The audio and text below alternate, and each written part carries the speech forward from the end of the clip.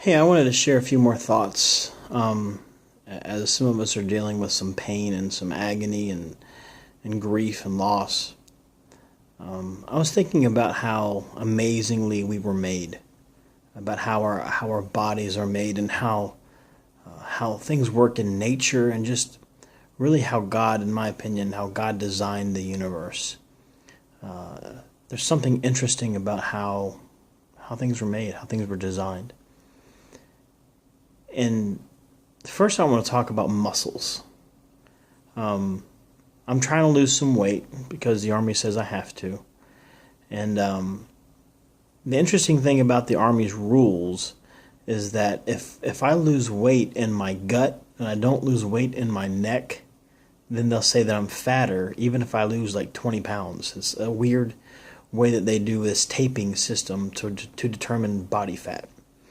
So if I want to continue to pass tape, I have to work out my neck while I lose, the gut. Because if I lose my neck and I lose my gut, then I'm in trouble. So, long story short, I've been working out my neck, and my my neck and shoulders are really sore. So I'm having pain in my neck and shoulders. And here's what happens. See, for our bodies for our muscles to grow and to become more resilient, to become stronger, we have to actually create micro tears in our muscles. I don't know if you know, probably most of you do, but for muscles to grow, they have to basically have micro tears. They have to be damaged, and that's the pain that we feel, is the damage in our muscles from working out. And as our muscles heal, they heal stronger so we can take more. So with my neck, I have to continue to work my neck out, and I have to continue to deal with some pain and deal with those micro tears. And as I continue to do that, each time I deal with a pain, I'll have more resiliency, I'll have more strength, and even larger size in my neck or whatever muscle group that I decide to work out. But it's not just our muscles that do that. If you think if you're an engineer and you're going to build a building, the first thing you do is you get the bulldozers out, and you have to tear up the ground. You have to dig stuff and make a mess first to build the right base for your building. If you're going to plant a tree, the same thing. You want to dig a hole and plant a seed. And let the tree grow. Or if you already have a pre-made tree, you're still going to dig a hole to put the roots into. It's an interesting thing how nature is. I mean, think of a seed is that you have this seed that itself is just a tiny little thing that basically gets buried as if it's dead. And then from the depths, from the ground, from almost death, springs forth new life and creates something bigger and better and wonderful. And of course, Jesus did the same thing. You see, in Jesus' life, of course, he was arrested and beaten and crucified, but he resurrected and he ascended into heaven. And now, of course, we have the Holy Spirit. I mean, good things can come from the absolute worst things.